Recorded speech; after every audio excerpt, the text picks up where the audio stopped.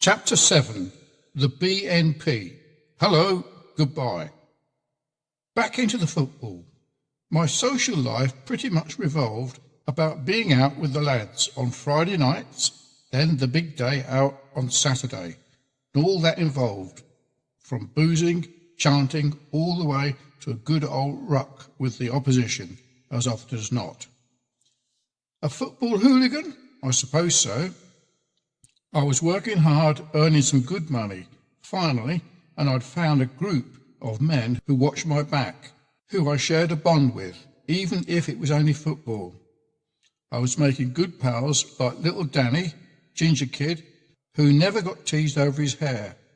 He was a bit of a boxer. You didn't mess with him. It was a part of my life that was running in parallel with what was happening in Luton.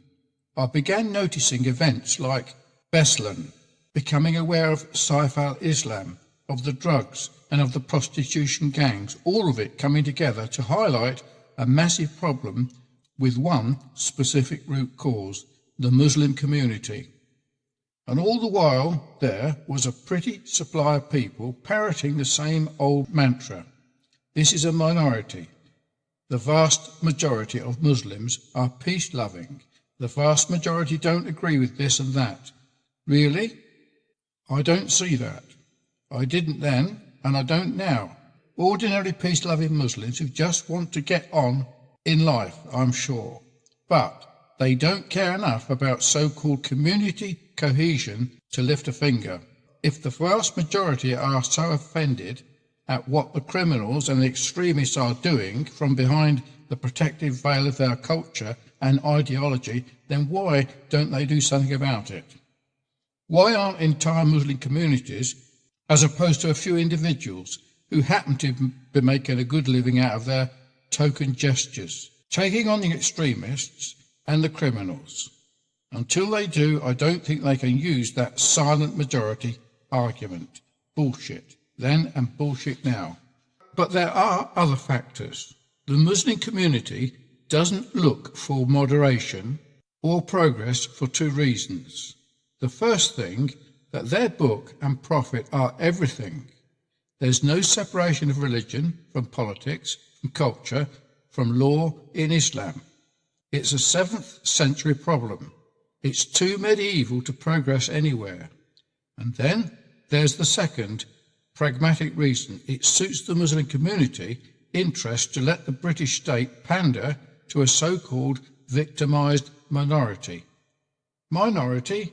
I don't think so. Not in a Bury Park or even Luton sense, or a lot of other places in England either. As for victimised, again, not that I see. If there are health and education and social deprivation problems, then it comes mostly from lifestyles choices they make. I don't remember Parliament passing a law that first cousins have to marry first cousins in forced marriages. In fact, most people believe we should be tackling that issue, preventing it. Instead, we prefer to sign cheques and quietly ignore massive neonatal problems, infant mortality rates, and ridiculous numbers of births, deformities in Pakistani communities. The authorities are too scared to even talk about them for fear of being labelled institutionally racist. Everything I saw back then told me the government, the council, the police couldn't bend over backwards far enough to kiss any Muslim arse available. There were grants for this, assistance for that, different rules for this, different rules for the other. Am I jealous? Not so much jealous as reasonable to think it seems like there's no shortage of money to buy the friendship and respect of a group of people who just took it and laugh in our faces. I'm sure there are samples of Sunni Muslim people and groups reaching out to embrace, or at least respect white Christian ways across the country, but I haven't seen them. I don't think many people in Luton have either. As far as the rise of ISIS in Iraq and Syria, the Muslim states surrounding that region have about 5 million combat troops and some serious air power. They could crash and butcher overnight, but they choose not to, while we get our knickers in a twist over whether using a drone the wrong side of the line in the sand is a war crime or not? And why don't they, Arab states, act? Probably because the ISIS insurrection suits their long-term agenda. I think I was one of the older blokes at football who started talking about the BNP and mentioned it to a few of younger lads. I'd been trying to find out more about these issues myself, and it seemed like the only people talking about the problems with the Muslim community were the BNP. So I spoke to a bloke who was their organiser for our area and arranged to attend a meeting they were having in a pub called the King Harry up in Stopsley. I went along to the first meeting with my uncle and listened mostly. They had a guest speaker, gave out loads of literature, and they were talking about what I thought was plain common sense about the whole range of Muslim Islamic issues. I suppose I was reasonably impressed with it, so I signed up for membership and decided to bring the football lads to the next meeting. These guys had become my friends, and they had become my community. I never gave a minute's thought to their colour or background. We went up and went along to the pub, the King Harry again, which was 2 bars, and we walked through the door, and the organiser said, "You'll have to wait here." And he was on about the black lads, Isaac, Little Craigie and Webster. I couldn't believe it. I simply couldn't believe it. We stopped the entire meeting right there and then. In fact, Searchlight, the Marxist rag, documented it as the time the Luton MiGs fell out with the BNP.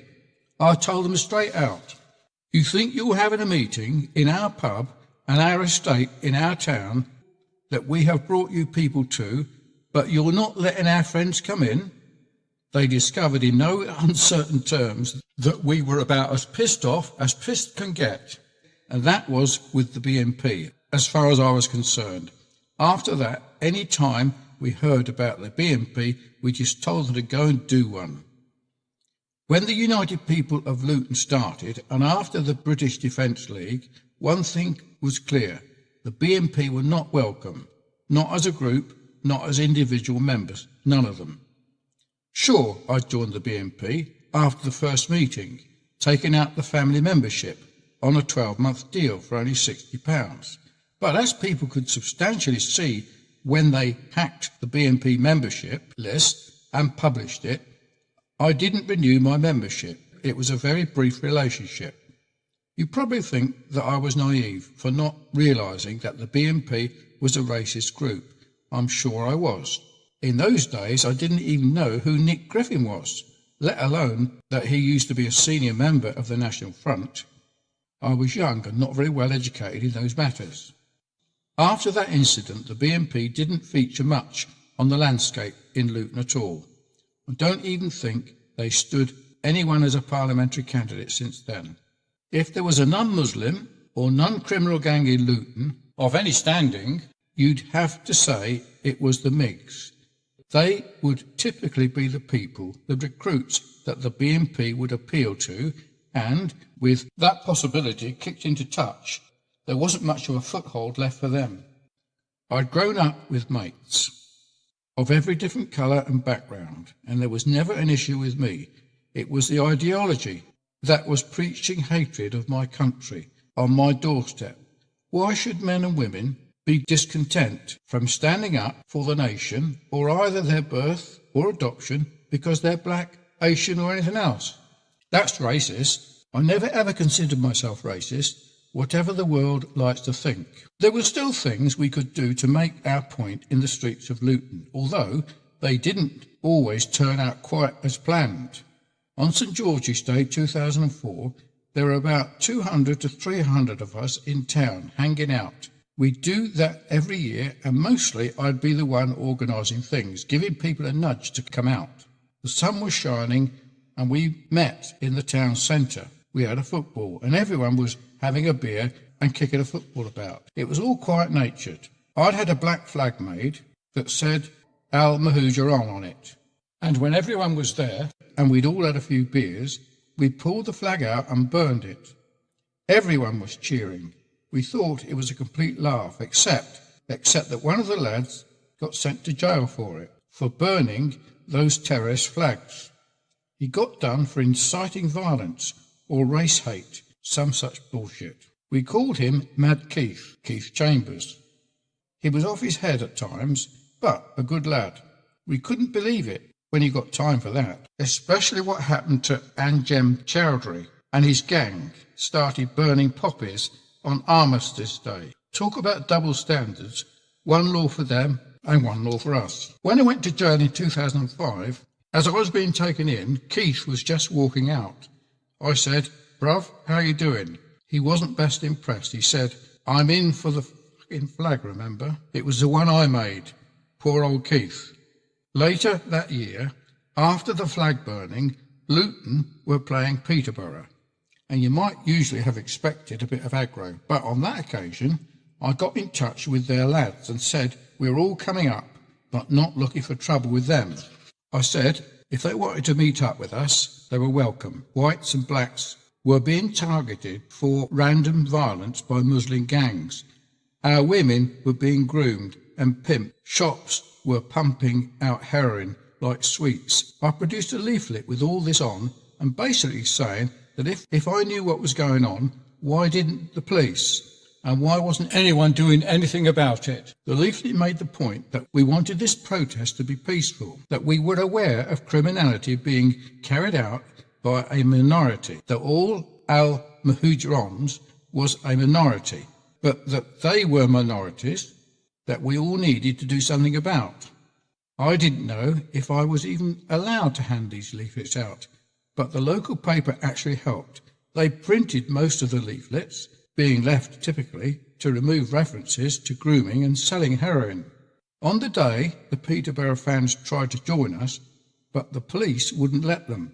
Anyone who read the newspaper coverage would have seen that, according to the police, they stopped Peterborough fans from starting a ruck. They said it was hooliganism trying to fight each other, but it wasn't. It was probably the first time rival football gangs joined together. So anyway, we handed all these leaflets out, and then I read it out in public, naming the gangs and gangsters responsible, naming the hate preachers, giving them all a ration. I was wearing a CP company jacket that pretty much hid my face as I read the leaflet out, which was probably a good thing because the response afterwards was both fast and furious. My phone didn't stop ringing. Word had got out, who was behind it, and the Pakistanis were all out to get me. I just thought, let them. I don't run away anymore.